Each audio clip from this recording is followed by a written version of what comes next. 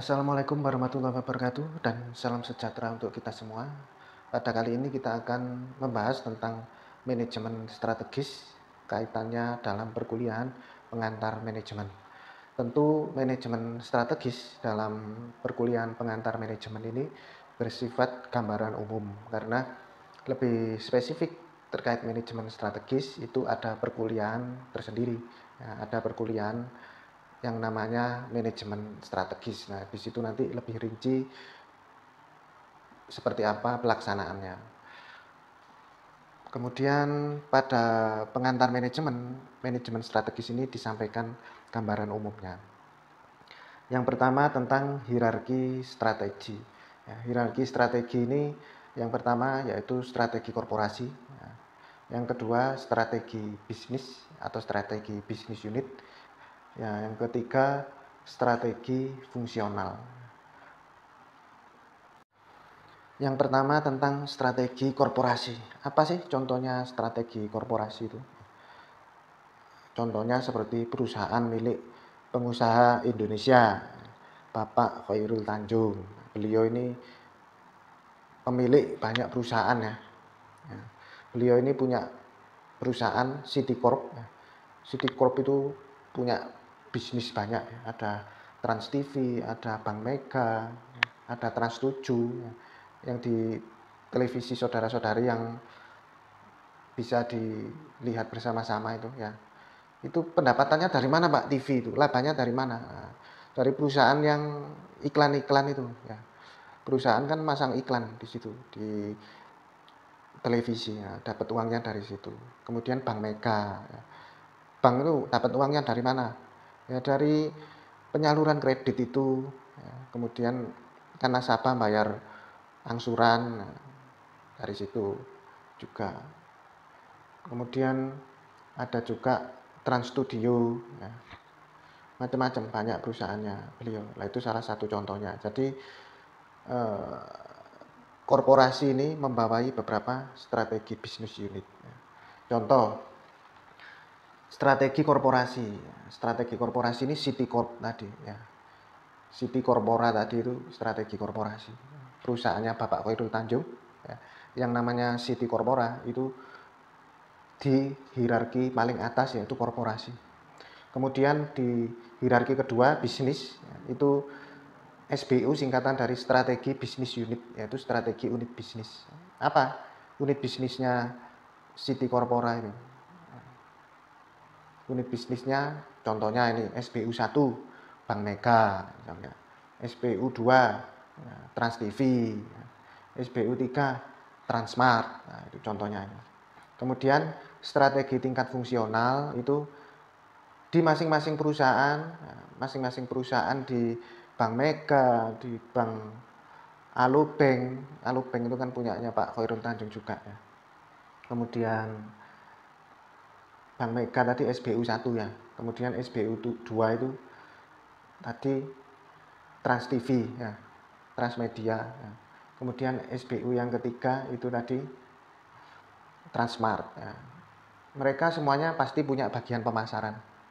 Di Bank Mega pasti divisi marketing ada. Kemudian atau yang dipersamakan dengan itu. Kemudian di Transmedia ya, di Trans 7 itu divisi yang berkaitan dengan marketing itu pasti ada. Kemudian di Transmart ya, itu di Transmart itu swalayannya Trans ya, itu divisi marketing atau pemasaran itu biasanya ada. Kemudian divisi keuangan ya, kan ada itu.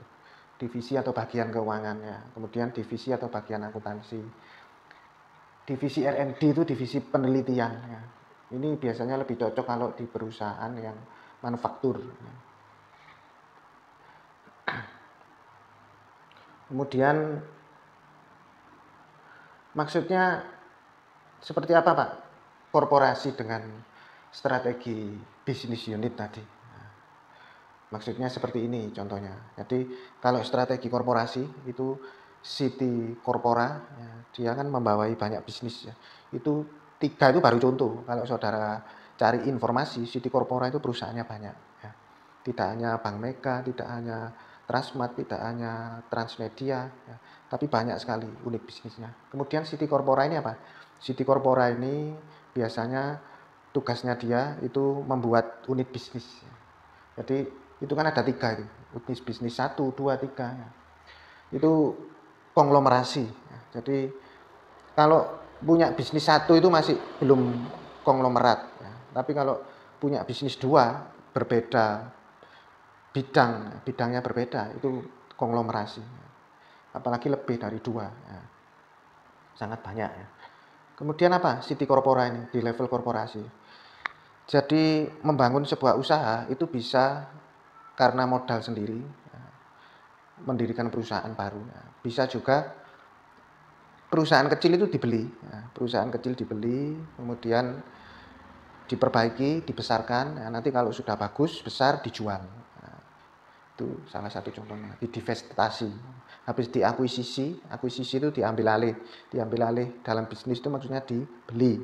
Setelah diakuisisi, dirawat, dibesarkan, baru divestasi itu dijual. Nanti hasil penjualannya apa? Mau dibuat bangun usaha lagi bisa. Atau dalam mengakuisisi perusahaan, City Corpora ini dalam mengakuisisi perusahaan itu tidak menutup kemungkinan bekerja sama dengan pihak lain. Ya. Jadi tidak harus 100% dananya dari City Corpora ya, tapi bisa juga dari menjalin kerjasama dengan pihak lain untuk membeli suatu bisnis atau mendirikan suatu bisnis, mengakuisisi bisnis atau mendirikan bisnis baru. Ya. Itu bisa kerjasama dengan pihak lain. Ya. Dari segi manajemen, bahkan profit sharing and risk sharing. Berbagi profit bisa juga berbagi risiko. Maksudnya apa? Maksudnya kalau suatu perusahaan itu kita beli, kita sendiri yang beli pakai uang kita sendiri. Kalau terjadi kerugian itu yang menanggung kita sendiri. Ya, kalau harga perusahaan itu dibeli 1 miliar, kalau sudah beli rugi, berarti ruginya 1 miliar. Kalau kerjasama dengan pihak lain, ada perusahaan 1 miliar, bisa sharing risk, risk sharing. Jadi kalau harganya 1 miliar, ya, uang kita 500 juta, uang mitra kerjasama 500 juta, digabungkan 1 miliar. Kalau terjadi kerugian, ruginya 500 juta, bukan 1 miliar. Karena 500 juta yang lain sudah ditanggung mitra, 500 jutanya ditanggung oleh kita. Nah, itu contohnya seperti itu. Jadi bisa dibeli sendiri maupun kerjasama dengan pihak lain. Termasuk divestasi. Divestasi itu menjual bisnisnya, ya. Melepas itu dijual. Nah, itu contohnya.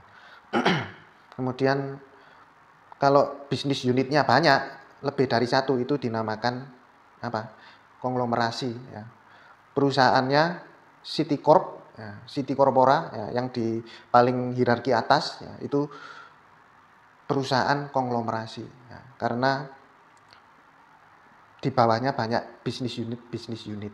Ya. Kemudian kalau bisnisnya cuma 1, Pak. Nah, kalau bisnisnya misalnya cuma bank saja, ya, berarti strategi korporasinya itu bank, perbankan. Ya. Strategi fungsionalnya ada pemasaran, ada keuangan, ada akuntansi. Ya. Kalau korporasinya ini pabrik kipas angin, Pak. Ya, kalau korporasinya pabrik kipas angin, berarti strategi fungsionalnya itu ada strategi pemasaran, strategi produksi, strategi keuangan. Ya. Jadi bedanya di perusahaan konglomerasi dan perusahaan non konglomerasi. Ya.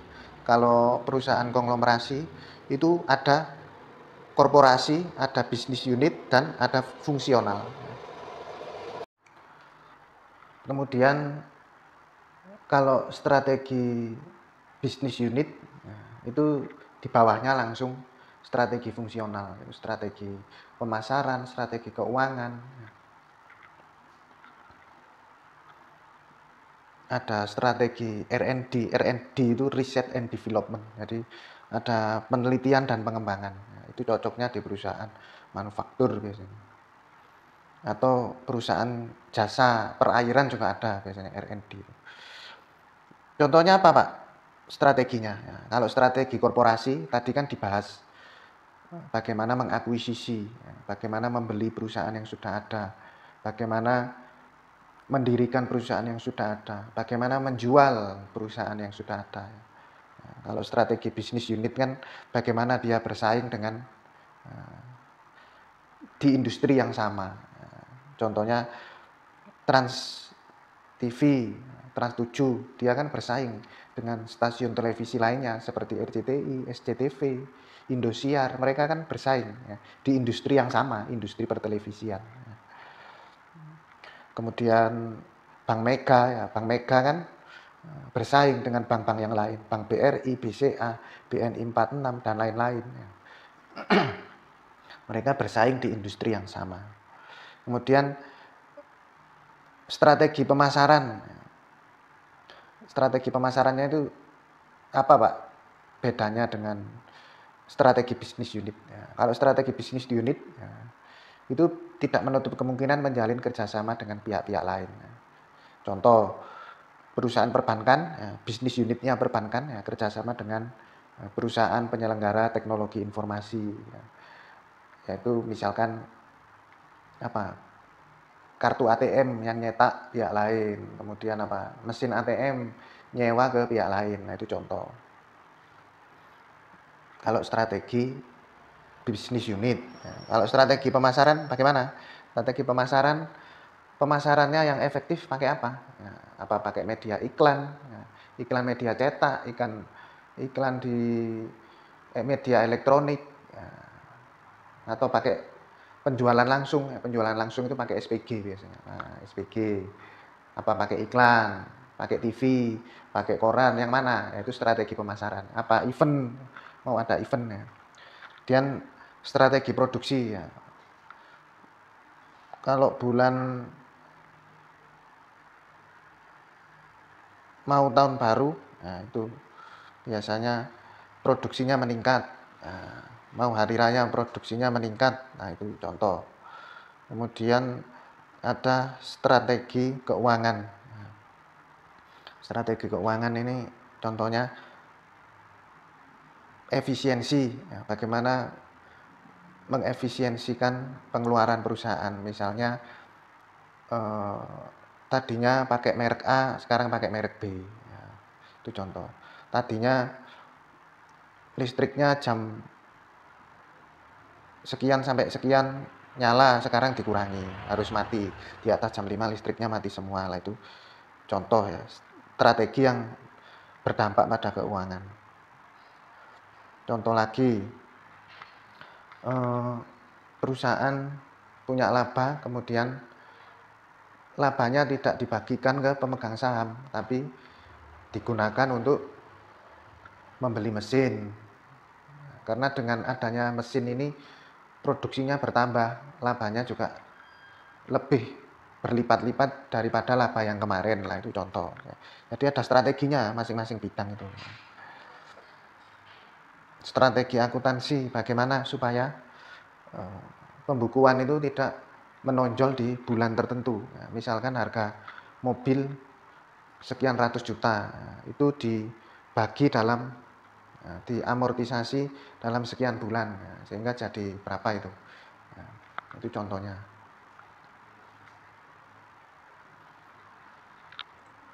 Jadi strategi korporasi, kalau di bawahnya ada strategi bisnis unit, berarti itu konglomerasi.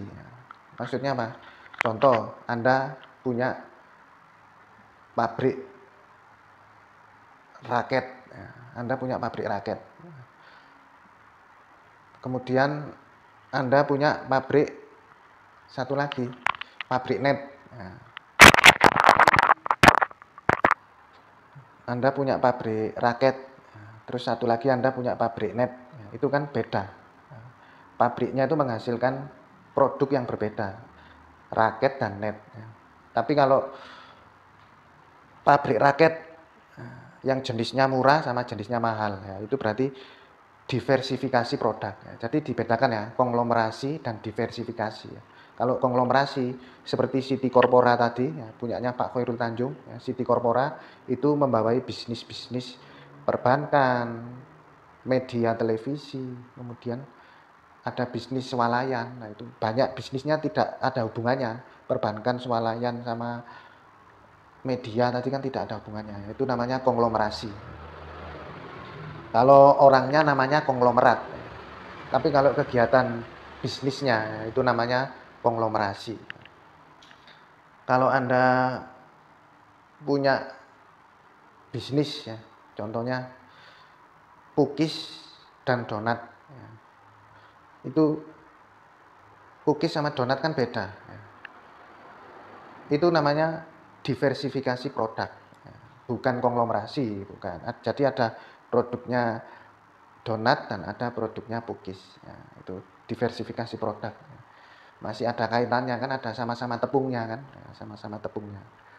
Beda lagi kalau Anda jualan cookies,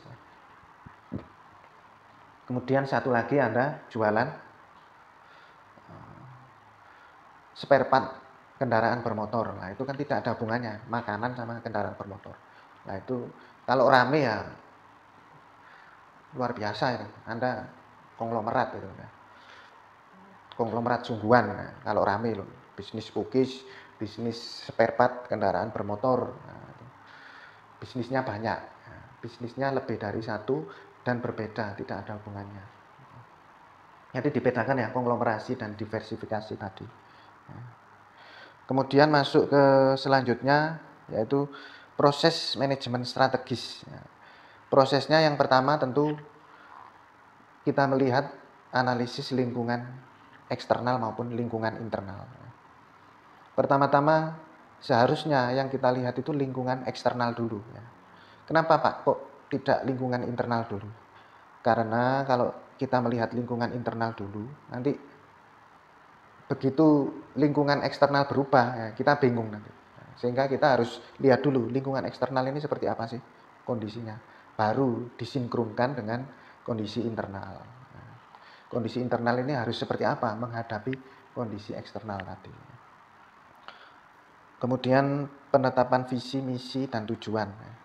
Visi itu cita-cita. Ya. Kalau misi untuk mencapai cita-cita tadi apa? Selanjutnya tujuan apa? Kamu punya tujuan apa? Ya. Dengan membuat visi dan misi tadi tujuanmu itu apa sih? Nah. Ada juga perumusan strategi. Nah, strategi ini ada macam-macam. Ya. Ada analisis, ada pakai SWOT. Ya. SWOT itu strength, weakness, opportunity, threat. Pakai strategi analisis SWOT. Kemudian ada juga strategi diferensiasi. Diferensiasi itu strategi yang pembeda. Ada strategi low cost. Strategi low cost itu strategi harga murah. Strategi diferensiasi itu biasanya berkualitas. Contohnya merek-merek yang berkualitas itu apa? BMW mobil itu ya. Kemudian Mercedes. Kemudian ada lagi yang namanya Volvo. Ya. Itu yang berkualitas, mahal ya. Diferensiasi itu pada umumnya mahal. Ada juga yang strategi low cost. Ya, low cost itu murah ya. Jadi yang penting murah dulu ya, supaya bisa masuk ke pasaran. Ya, ada juga yang seperti itu. Jadi terserah mau milih yang mana. Strategi yang berkualitas sama strategi yang murah. Ya, itu punya pasar sendiri-sendiri. Ya, biasanya kalau berkualitas ini pasarnya menengah ke atas. Kalau yang murah-murah pasarannya menengah ke bawah. Jangan diremehkan pasar menengah ke bawah ini ya. Karena pasar menengah ke bawah ini jumlahnya banyak ya. Tidak kalah banyak dengan yang menengah ke atas ya. Jadi ada pasarnya masing-masing. Ini nanti di mata kuliah manajemen strategi ini lebih dijelaskan secara spesifik ya. Kemudian implementasi strategi. Strategi itu tadi diimplementasikan tentu ada pro kontra atau kendala-kendala, kekurangan, kelebihan itu bisa diketahui dari proses implementasi. Kalau tidak diimplementasikan tidak akan tahu di mana kekurangan dan kelebihannya di lapangan. karena setiap wilayah itu punya karakteristik yang berbeda-beda. Selanjutnya dilakukan evaluasi dan pengendalian. Tujuannya apa? Supaya waktu mengimplementasikan tadi, mengimplementasikan strategi, segera diterima informasi kekurangannya apa, komplain pelanggan apa, sehingga dievaluasi. Perlu ada garansi 1 tahun misalkan. Perlu perbaikan produk misalnya. Itu evaluasi dan pengendalian. Dikendalikan supaya produk kita itu bisa tetap eksis sesuai dengan kebutuhan pasar. Demikian perkuliahan kita pada kali ini. Jika ada pertanyaan, jangan sungkan untuk japri, untuk bertanya. Terima kasih. Wassalamualaikum warahmatullahi wabarakatuh, dan salam sejahtera untuk kita semua.